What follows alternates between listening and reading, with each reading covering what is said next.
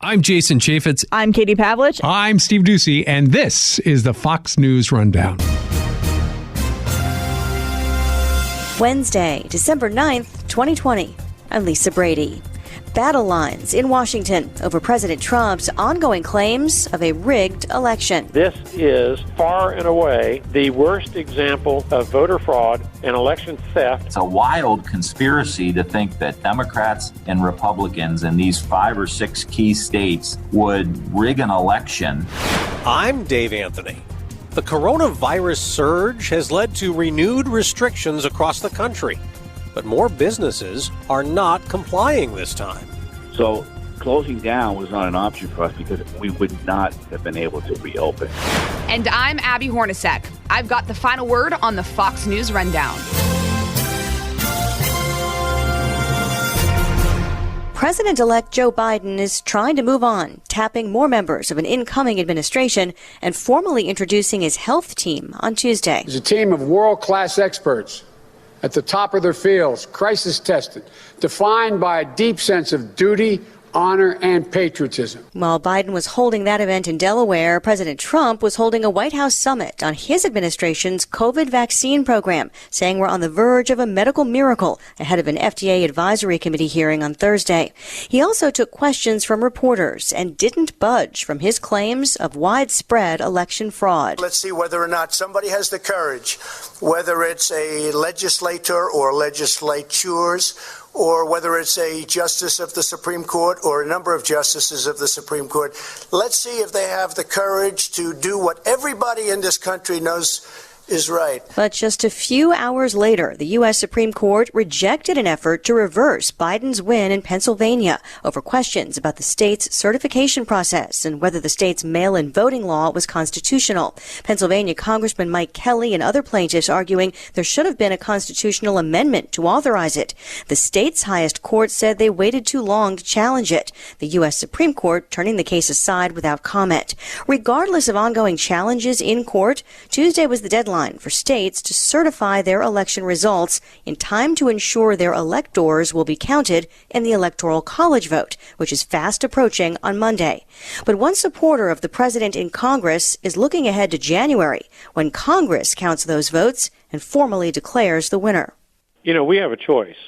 We can either fight for fair, honest, and accurate elections, or we can surrender. Alabama Republican Congressman Mo Brooks plans to challenge slates of electors in contested states, though he needs a Senate Republican to join him, and he's already acknowledged it's an uphill climb. It does not make any difference what the odds are of success. The question is, do you surrender? Do you duck in your foxhole and wait until the fighting is over with? Or do you stand tall and fight for the Republic of the United States of America and what underpins it, which is our election system? So I don't really know how to evaluate the odds of whether we're going to win or lose, except I do know this. If you surrender, you're guaranteed to lose. If you fight, you have a chance to win. What about the safe harbor deadline that came and went on Tuesday, essentially preventing a change in electors chosen according to state law after that point? Is it not too late for this? No, absolutely not. That has zero effect on the role of the United States Congress. Bear in mind that under the United States Constitution, Article 1, Article 2, and the 12th Amendment, Congress has the absolute unbridled control over all election contests involving federal elected officials. That means we have the final say, even over the Supreme Court, over the election of House members, over the election of senators, and over the election of presidents of the United States when those elections are contested. Now, you can't actually go it alone, though. You've got to have some support in the Senate as well. How is that taking shape? Have you had any momentum on that front? I have met with a number of senators. They are pondering the situation.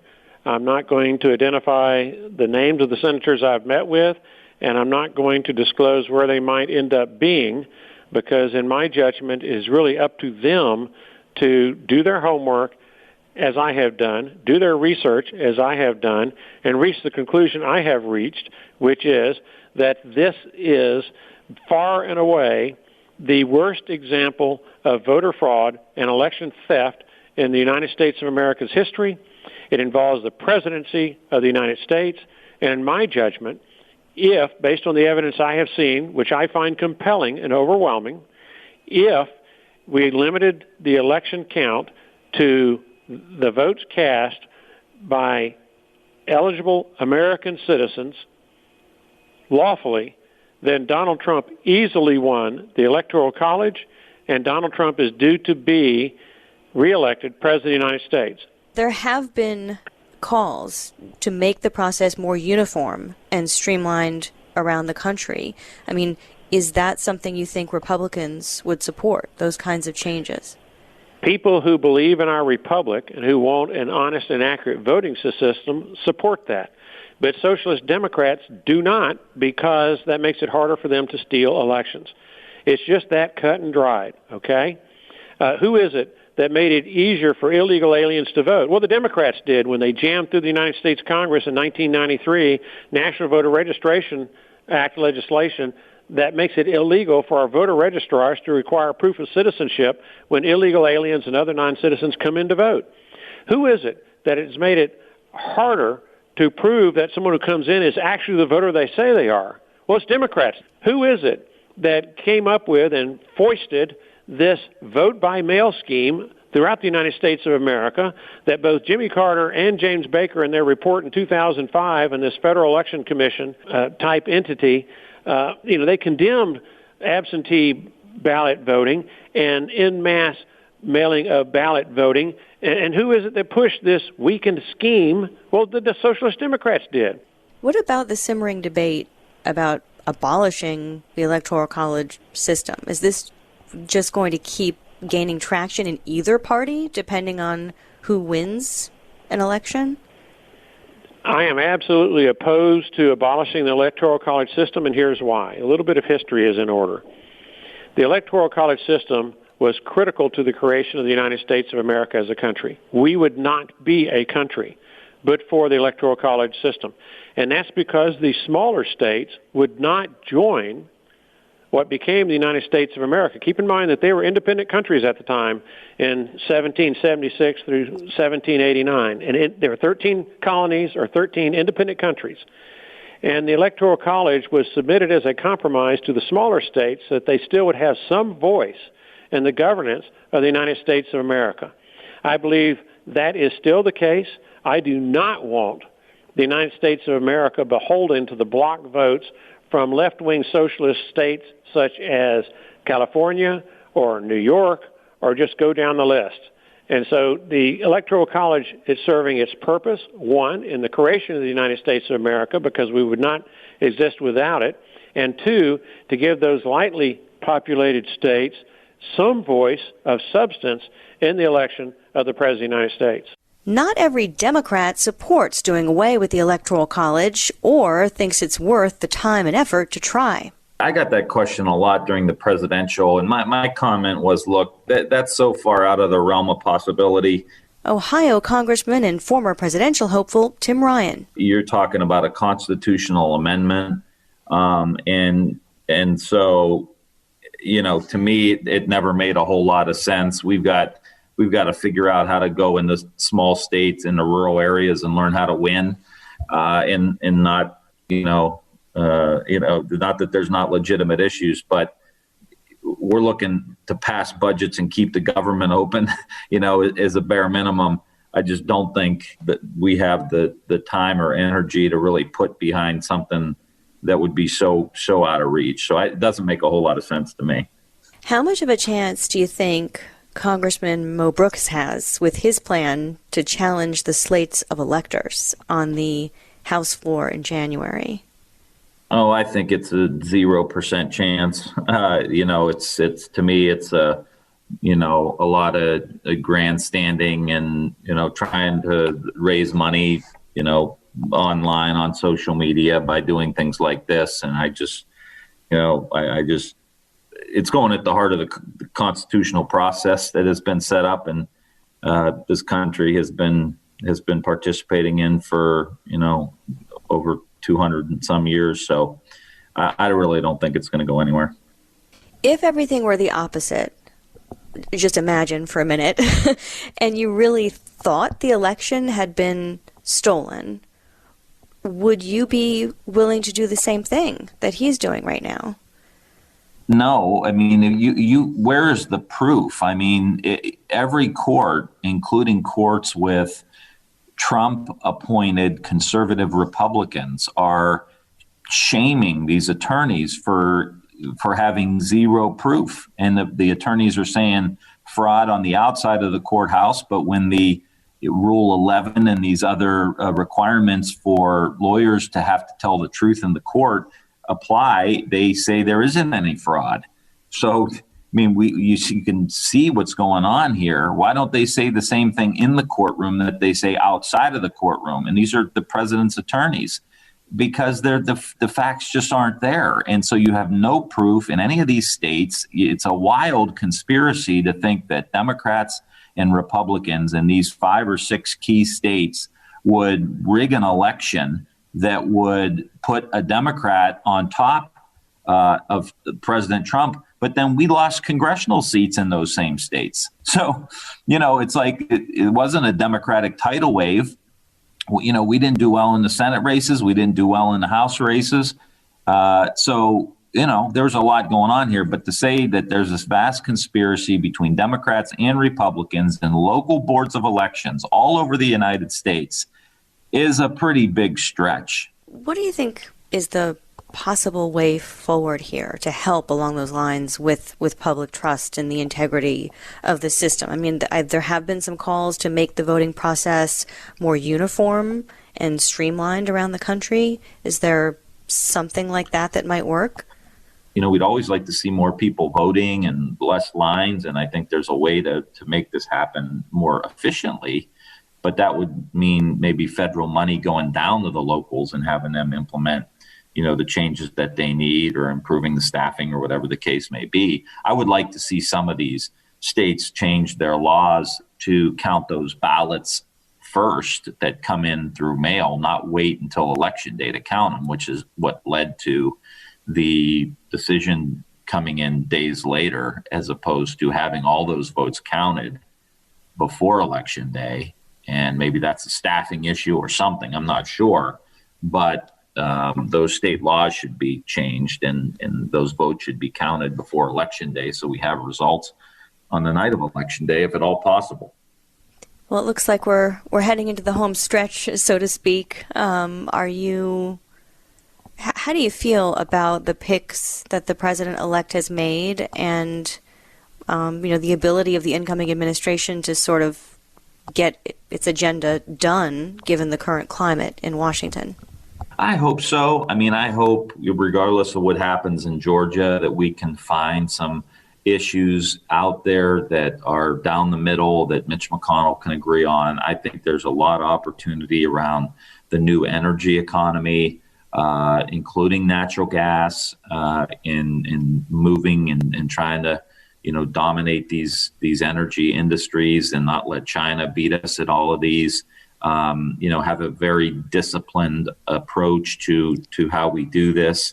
Making sure that we're rewarding people for their hard work. Around these economic issues, there's a ton of opportunity for us to be able to do that. Ohio Congressman Tim Ryan, thank you very much for your time. Thanks for having me.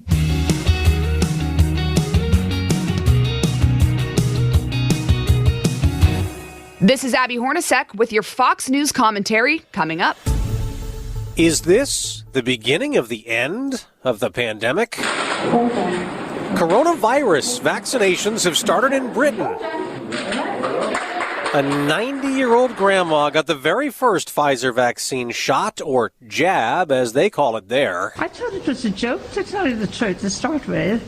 I couldn't believe it. Margaret Keenan hopes she inspires others to get vaccinated. Trying to do the best to get rid of this terrible thing. Approval in the U.S. could come in days. However, it could take months to stop the COVID surge that has restrictions reimposed nationwide. But some businesses are not complying. It's not a matter of, bucking the system, so as you might say, but it's a matter of survival. Brenda Lunte is refusing to stop indoor dining at her deli in Redding, California, at a time when the National Restaurant Association says 110,000 have closed permanently or long-term so far.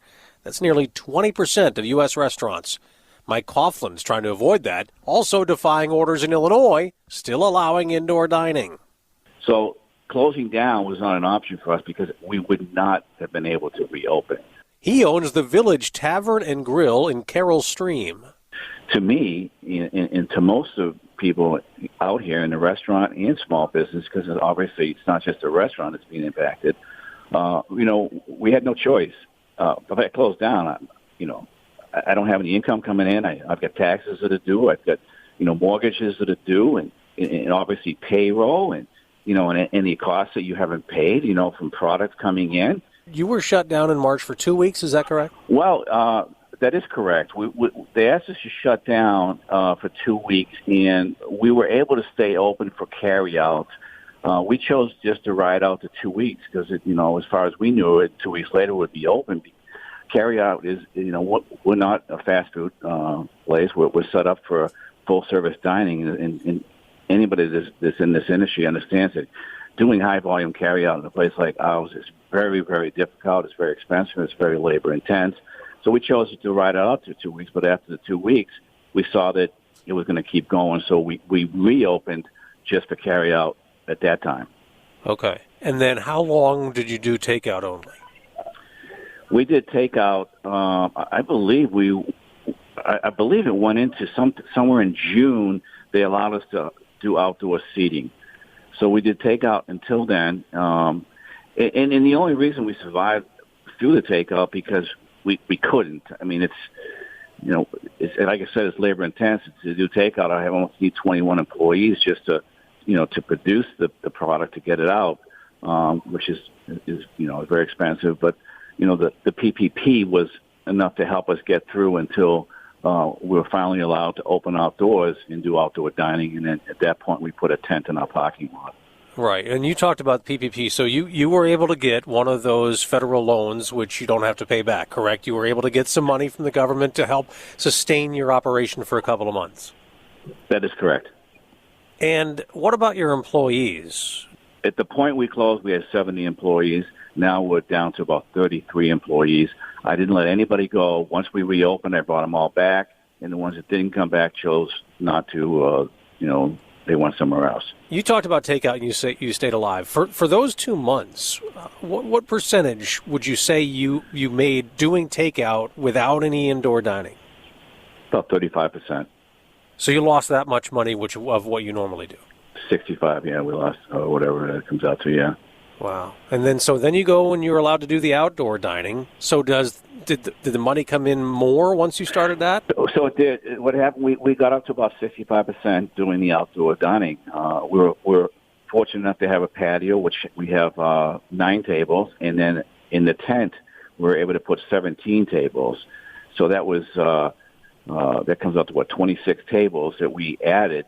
So, as long as the weather was, favorable, we were able to, we got up to about 65% of our sales at one time. That's what we were doing. And then, of course, when we were instructed to close up the outdoor seating, we lost those 26 tables, which really hurts. All right. Now, through any of this, have you had any indoor dining? Yes. I think it was right around July 1st, we were allowed to seat 25%. Yep. Okay. And that continued until the new order that was issued? That is correct. In your state? Yes. And so the order came in for you to shut down the indoor dining, and you did what? Well, we ignored it. We ignored it. So we chose to just stay open. And, we got together out here in this area. Most of us did. We did a Skype interview with an attorney, and I think there was about 80 of us on that Skype. And most of us sent him a retainer, so we had counsel. And I would say that most of the people in this area are still open because, again, they have no choice. Are you talking about restaurant owners like yourself, the 80? Are you talking about business owners like yourself in your area in Carroll Stream? I am. I'm saying, not just Carroll Stream, but in the adjoining villages, we call them villages out here in the county. Yeah, there's quite a few that are still open. Maybe less vocal than I might be, but we're trying to survive out here. I've got, like I said, just under 35 employees with families, and I've got 7 single moms that have nothing else to do. The business getting the most attention lately, even getting notoriety on Saturday Night Live, is Mac's Public House on Staten Island in New York City. It defied orders to end indoor dining, and then sheriffs came in, seemed like a whole lot of them. Co-owner Danny Presti, who's been fined and had his liquor license stripped, was arrested, telling Fox's Tucker Carlson, just wanted to take me out. Seemed a whole big ordeal. He was arrested again days later, accused of hitting and injuring a law enforcement officer with his car. Nothing like that has happened at Mike's Village Tavern and Grill in Illinois. They don't want boarded up buildings in their villages out here. They don't want people closing down and employees on the street and whatnot. So they're not, as much as we've had the health department come by, we've had phone calls from local government, and they're concerned.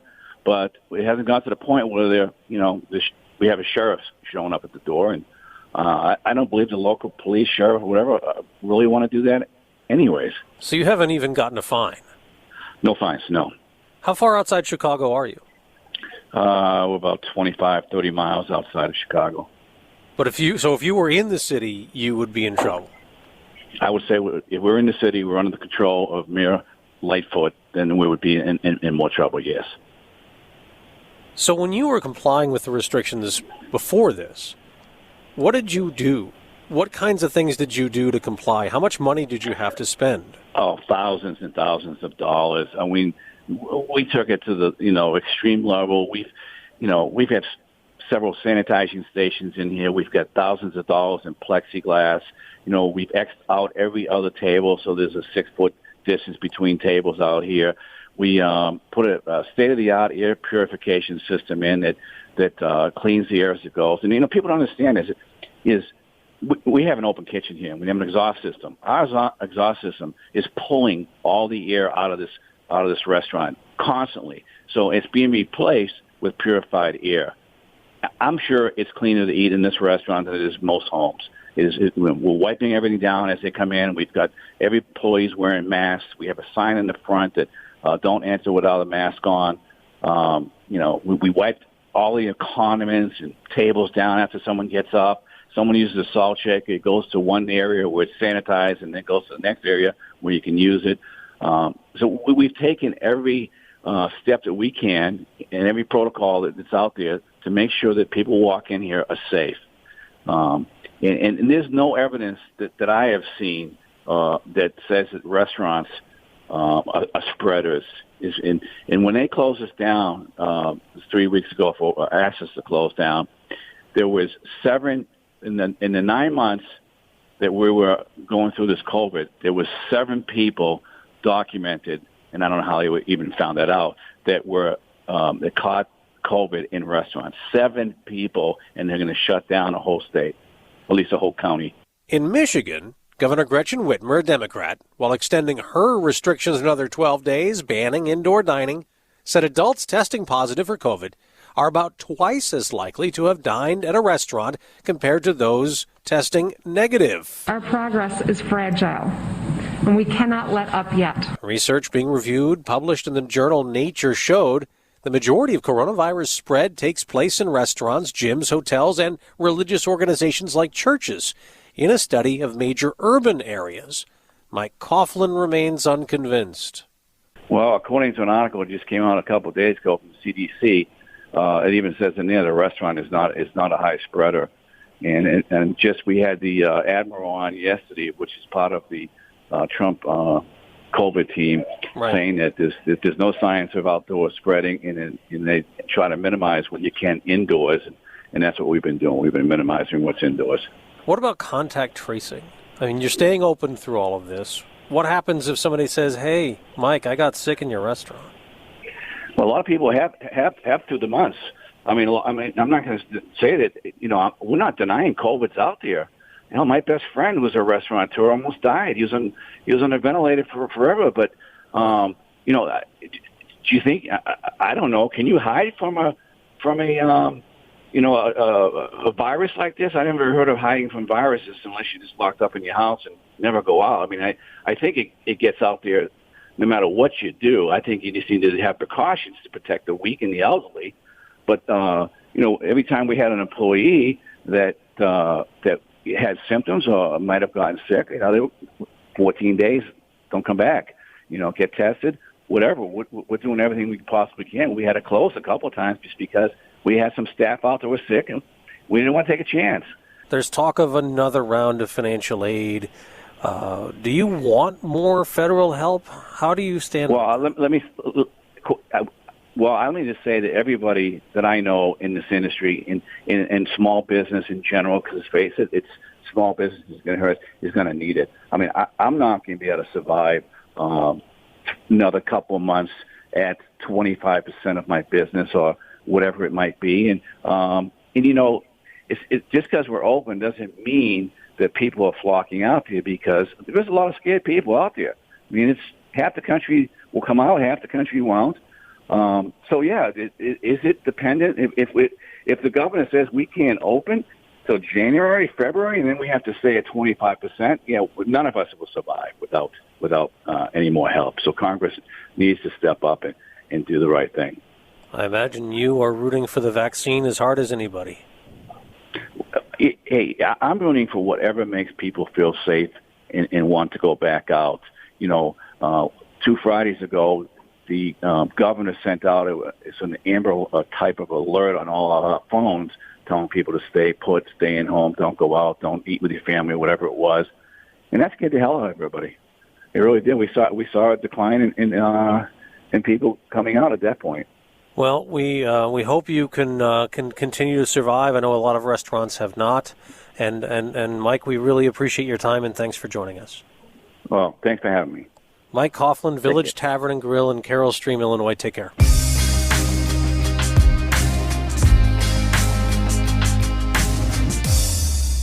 New from the Fox News Podcasts Network. My name is Kennedy, and welcome to my podcast, which will, I humbly say, single-handedly save the world. You're welcome. It's Kennedy Saves the World. Subscribe and listen now by going to foxnewspodcasts.com.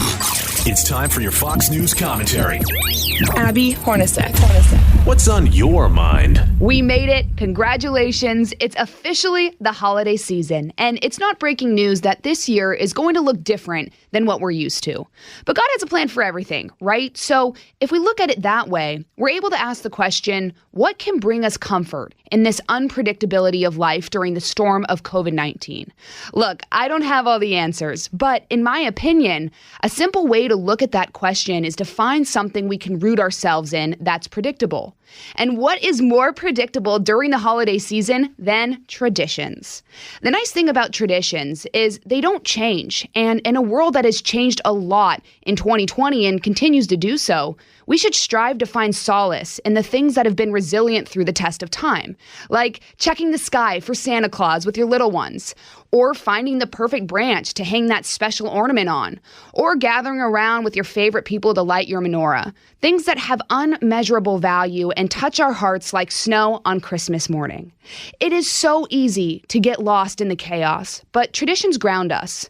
When you think about the Germans, way back in the day, introducing the first Christmas tree to America, or Martin Luther walking home one night and seeing the stars shine on the evergreen trees, sparking that idea for adorning our trees with Christmas lights, those are things that were given to us long before our time and remind us to return to the simple things that bring us happiness. COVID-19 may be unpredictable, but traditions are like comfort food for the soul. So from our family here at Fox to yours, have a merry holiday season, and I hope you find joy and peace in the little moments that connect us all. You've been listening to the Fox News Rundown. Stay up to date by subscribing to this podcast at foxnewspodcasts.com. And for up-to-the-minute news, go to foxnews.com. It's the Perino and Steyerwalt I'll Tell You What podcast. Dana Perino of The Five and Fox News political editor Chris Steyerwalt dissect the ins and outs of national politics. Subscribe and listen now by going to foxnewspodcasts.com. Love Fox News? Click the subscribe button to get more of the news and opinion you trust. And click the Fox News Rundown playlist for the latest episodes.